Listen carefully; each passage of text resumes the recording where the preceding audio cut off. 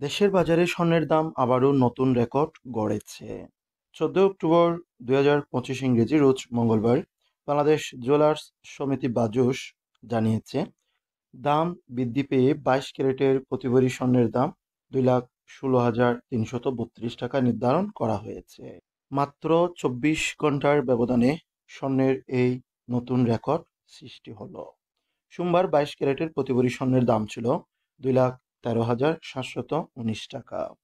দাম বৃদ্ধির ফলে বর্তমানে 22 ক্যারেটের প্রতিভরি স্বর্ণের দাম পড়বে 2,16,332 টাকা।